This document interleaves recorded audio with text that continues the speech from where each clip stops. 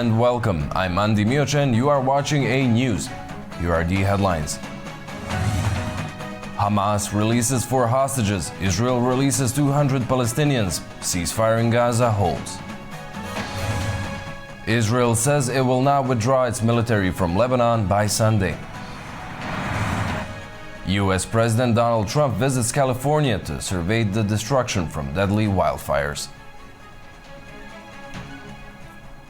Thank you for tuning in. Hamas has released 4 Israeli female soldiers in exchange for 200 Palestinian prisoners in the second exchange since the ceasefire deal came into effect.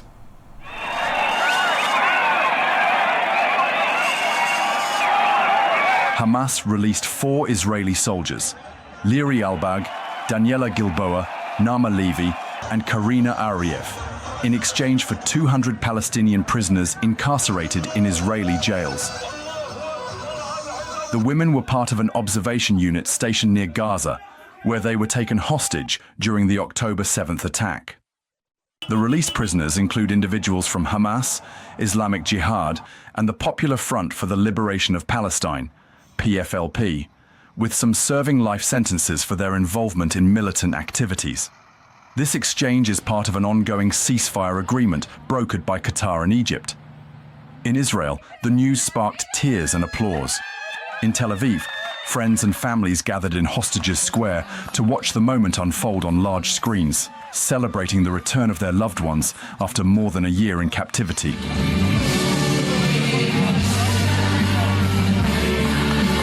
The handover took place in Gaza City, supervised by the International Committee of the Red Cross, ICRC.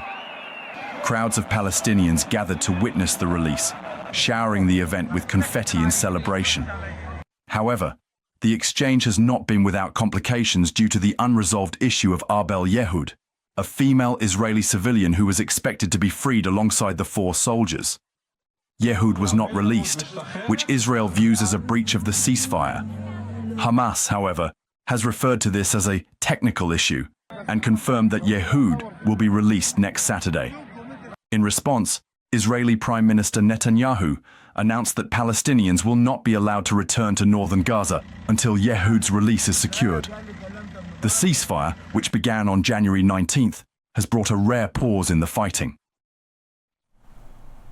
As the ceasefire in Gaza holds, an official of the United Nations warned that insufficient funds threaten the ability to continue aid flows to Gaza. A United Nations official says funding shortages may affect the UN's ability to maintain aid flows at target levels in Gaza.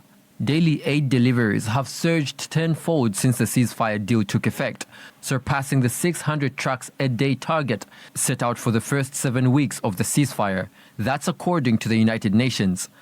However, with hundreds of thousands of people left homeless and reliant on outside aid for survival after 15 months of war, the efforts to maintain aid is threatened by insufficient funds. Funding is an issue.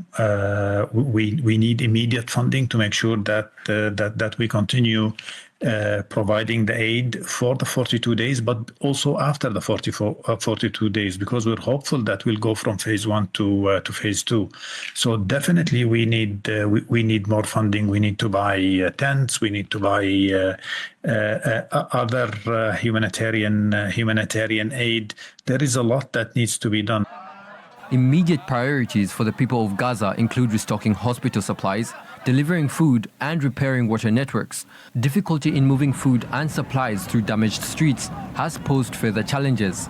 On challenges, there are a lot of people on the road moving, and the roads are destroyed. But that's something we were expecting. People going there, of course, in numbers, in huge numbers, and increasing every day. And I think over the weekend, when they're able to move to the north, that is really going to become an issue, because you know how the road network there is. It's totally destroyed, of course. The United Nations is seeking $4.1 billion for the Palestinian territories this year, with nearly 90% set to go to Gaza. Currently, 3.6% has been funded. The Israeli government says it will not withdraw its military from Lebanon by Sunday's deadline, violating a ceasefire agreement with Hezbollah. In a statement from the office of the Prime Minister, Israel blamed Lebanon for not fully enforcing the agreement and said the gradual withdrawal process will continue in full coordination with the United States. Under the agreed ceasefire, Hezbollah weapons and fighters had to withdraw from areas south of the Litani River, and Israeli troops had to withdraw as the Lebanese military deployed into the region, all within a 60-day time frame. U.S. President Donald Trump visited California to survey the destruction from deadly wildfires that devastated several communities in the Los Angeles area. He vowed to overhaul the Federal Emergency Management Agency, saying that each state should take care of their problem. United States President Donald Trump and First Lady Melania Trump have paid a visit to California to survey the devastation caused by the multiple wildfires. Trump was welcomed by California's governor, who accompanied him for an aerial tour of the fire-affected areas. President Trump described the aftermath of the fires as devastating and vowed to sign an executive order channeling water towards Los Angeles for assistance. It is devastation. It's incredible. It's really an incineration. Even some of the chimneys came down, okay? When you have the chimneys come down, you know that's pretty hot stuff, and a lot of them were down. That was a bad sign, too. The U.S. president also promised to sign an executive order to overhaul the Federal Emergency Management Agency, which is the main federal agency that responds to natural disasters, saying he prefers that states be given federal money to handle disasters themselves. I do have to say FEMA is a big disappointment. We had it working well. We had great people, but FEMA is not good anymore. What FEMA did in North Carolina, you know, they still haven't even gone to certain areas. They don't know what they're doing. And I say, you don't need FEMA. You need a good state government. And when you have a problem in Los Angeles, or when you have a problem even in the state of California, you have your own, essentially FEMA. You fix it yourself. FEMA is a very expensive, in my opinion, mostly failed situation. We had great people. We did some great jobs. But each state should take care of their problem and get money from the federal government. It would be so much better, so much more efficient. So we're looking at that. Trump has, in recent comments, criticized California's response to the Los Angeles fires. However, he's pledged to work with local authorities to help rebuild the city. Meanwhile, a new wildfire, the Hughes Fire, broke out north of Los Angeles on Wednesday, prompting mandatory evacuations for over 31,000 people. While some rain is expected soon, it may bring further risks, including mudslides in fire-affected areas, raising concerns about further damage. Russian President Vladimir Putin said he was open to discussions with U.S. President Donald Trump on the Ukraine war and energy prices, adding it would be a good idea for the two of them to meet. Putin told a Russian TV reporter that the question of negotiating with Ukraine was complicated by the fact that its president Volodymyr Zelensky had signed a decree preventing him from conducting talks with Putin. The Russian president described Trump as smart and pragmatic, saying that he doesn't think the U.S. president would make decisions on sanctions that would rebound on the U.S. economy. Moscow says no deal on Ukraine is possible without international guarantees that Kyiv will not seek NATO membership. Dasha Chernishova brings more on that from Moscow. Moscow says it will seek international legal guarantees that would exclude Ukraine's NATO membership. That's according to Russian Deputy Foreign Minister Alexander Grushko. The diplomat says this is one of the key elements of a possible agreement on the conflict in Ukraine and would address the root causes of this conflict.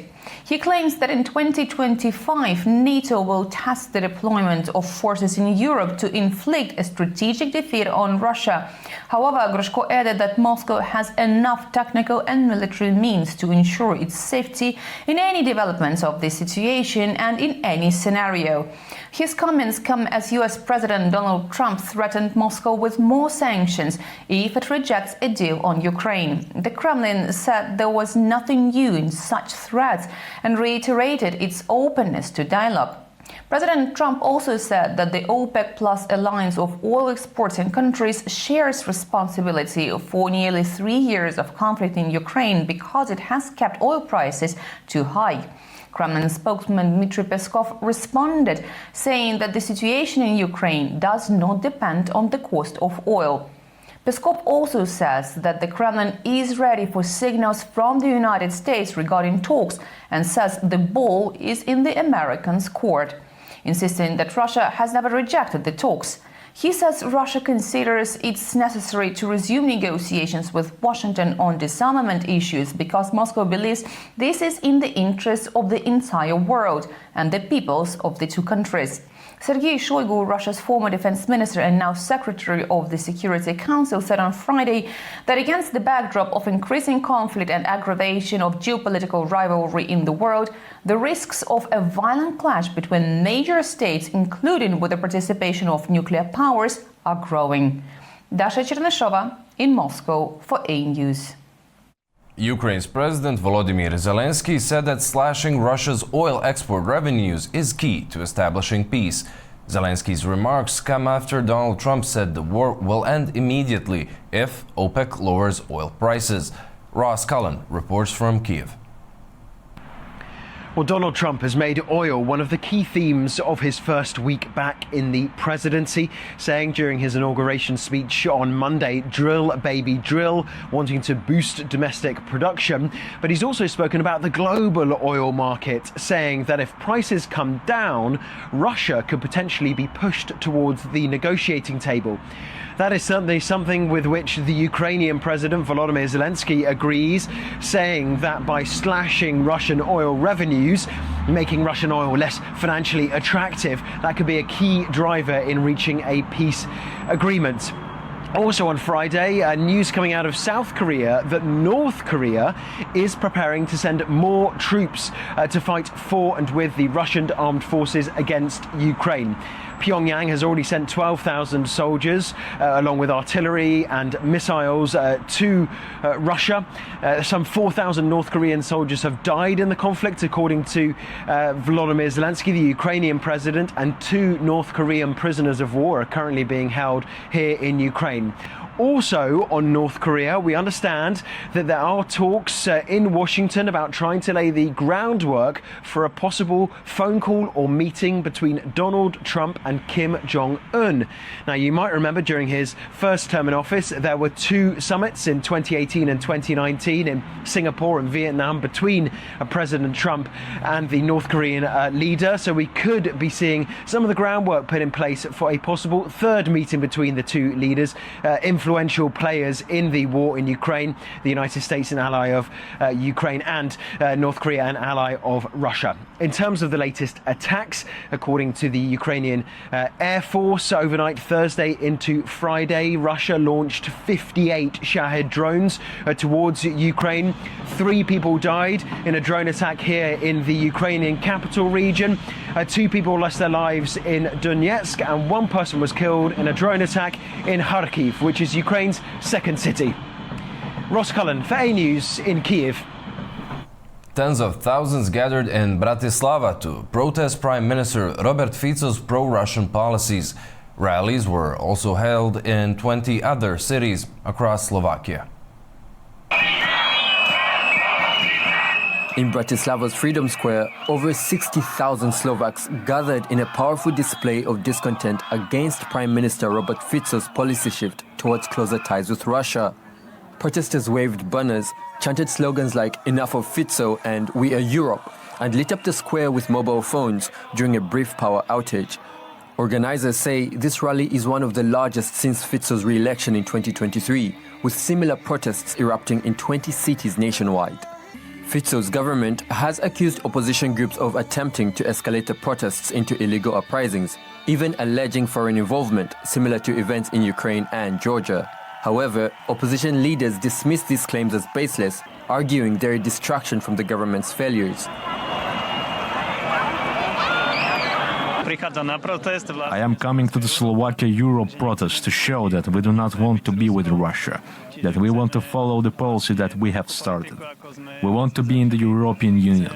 We want to be in NATO, and we want to stay that way, and we do not want to associate with the Russian Federation, and we want to continue to help Ukraine.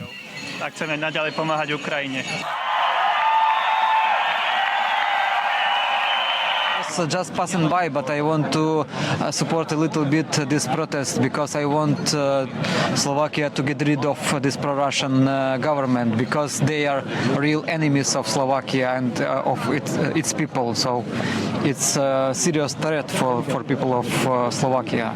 That's why it's not my planned protest, but I want to support it. Indeed, because you can clearly see what happens when Russian world come to other countries, especially now in Ukraine. So it's very important to understand this, and especially for young people of Slovakia, it's very important to understand these enemies of Slovakia. With tensions escalating, many fear these demonstrations could mirror the 2018 protests that forced Fico to resign. For now, the voices calling for a pro-European future grow louder as Slovakia's political crisis deepens.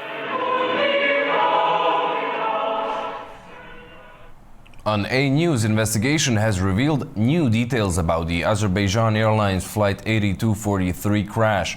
Sources indicate that the aircraft was brought down by a missile, and those responsible have been identified.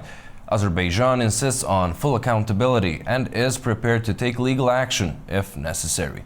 Here's the latest. As the investigation into the Azerbaijan Airlines Flight 8243 crash continues, new findings emerging from Russian sources suggest that the aircraft was shot down by a Pantsir S-1 air defense system, which had been brought to Russia from Syria.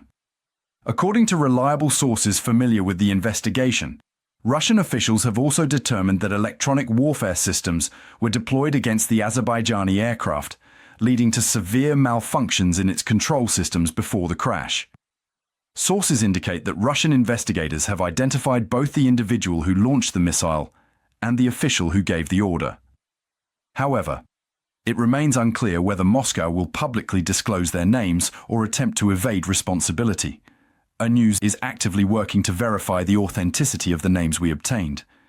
Diplomatic sources confirm that Azerbaijan refuses to allow the case to be hushed up and remains resolute in its demand for accountability.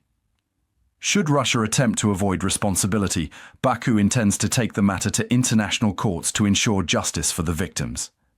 The latest revelations align with Azerbaijan's initial findings, which pointed to an external explosion as the likely cause of the crash.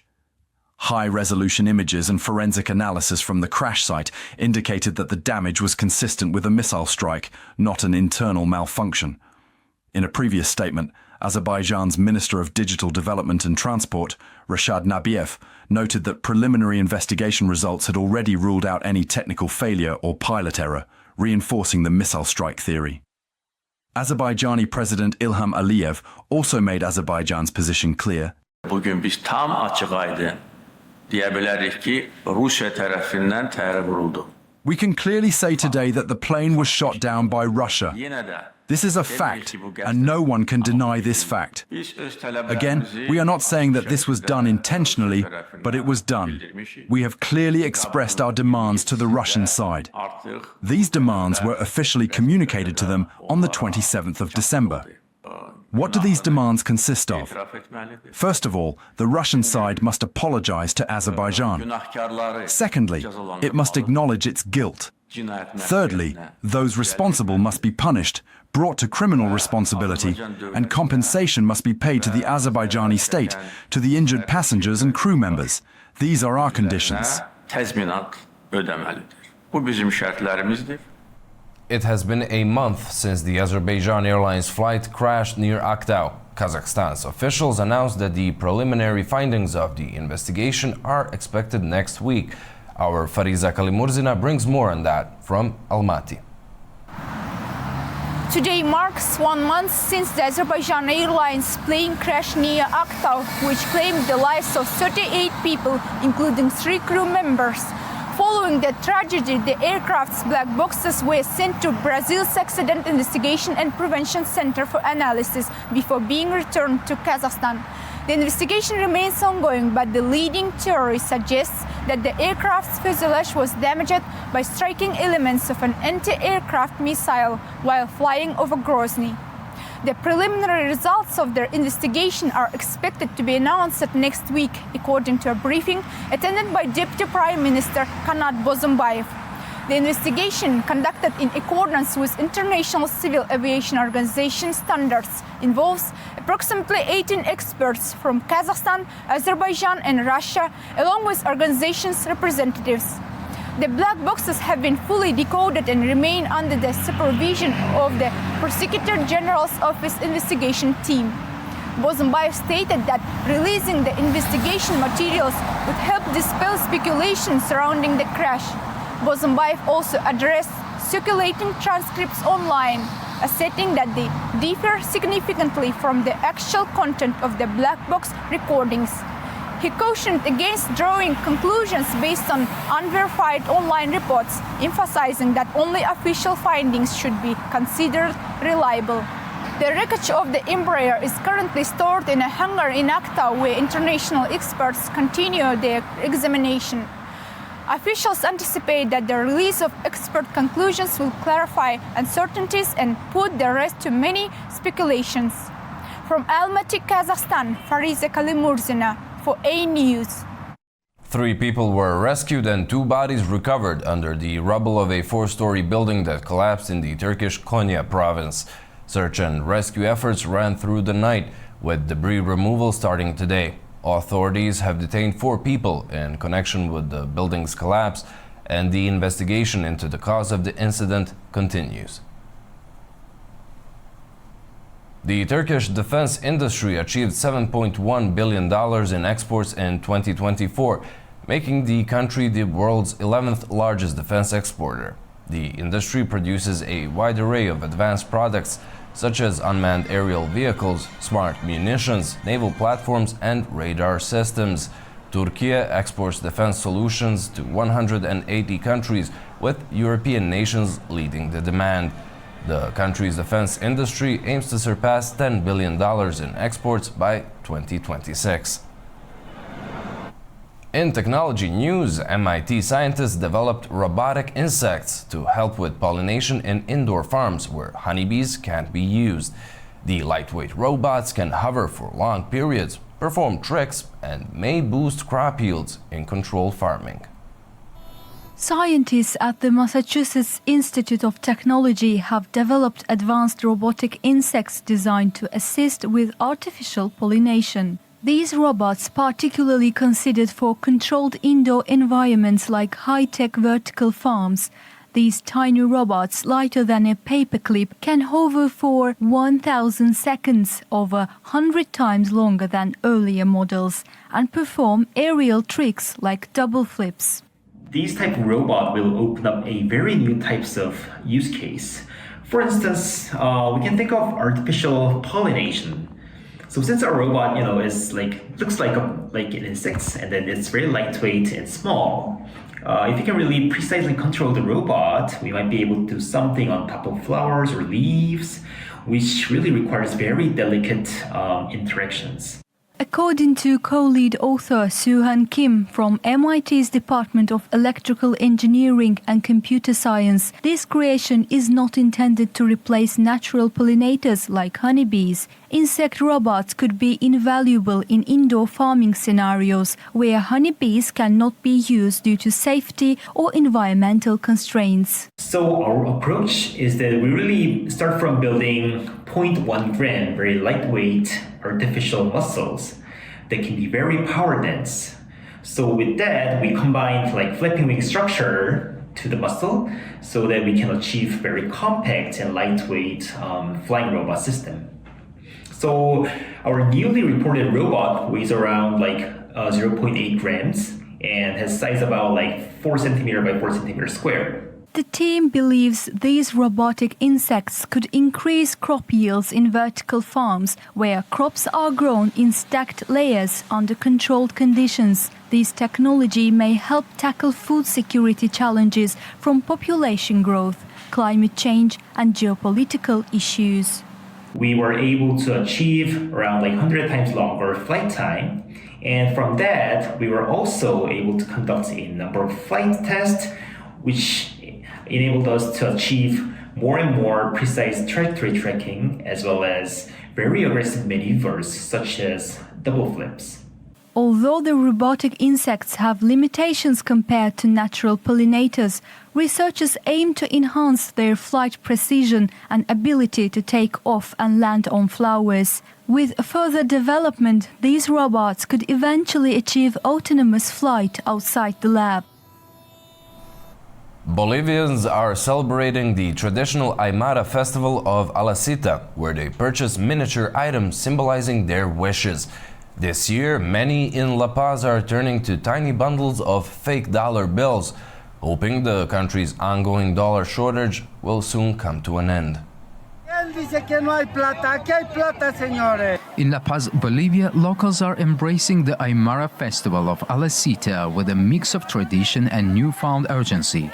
The annual celebration sees residents purchasing miniature replicas of their hopes and dreams, from tiny diplomas and wedding certificates to bundles of fake dollar bills, as part of an ancient ritual dedicated to the Aymara god of abundance, Ekauko.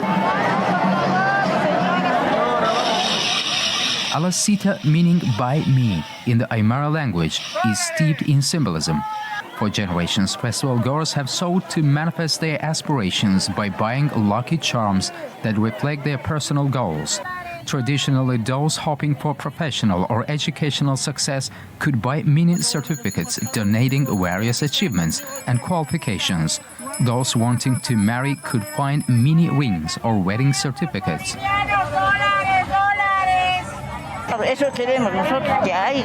We want there to be dollars. Now there are no dollars, and everything is becoming more expensive. Now I am going to take the dollars, and this year I will have many dollars. This year, the festival comes with a twist, as many as buying fake dollar bundles and hoping the dollar shortage the country faces ends soon. Bolivia is facing a sharp scarcity of dollars, which had led to informal currency markets emerging where dollars trade at far higher prices than the official rate that's been held stable for years. We buy all the products with dollars, but in the banks there are no dollars anymore. We no longer know this bill because its value has risen a lot. Now things are getting more expensive. Meat. A sack of rice costs 600 Bolivianos. Sugar also went up and our money is no longer enough. If there were dollars, we would have more money. Bolivian President Luis Arce Catacora participated in the event, appearing in the Murillo Square to receive and give away some miniature objects amid shouts demanding the shortage of dollars to end. That's all we have for you for now. Thank you for watching and do stay tuned to AnewZ.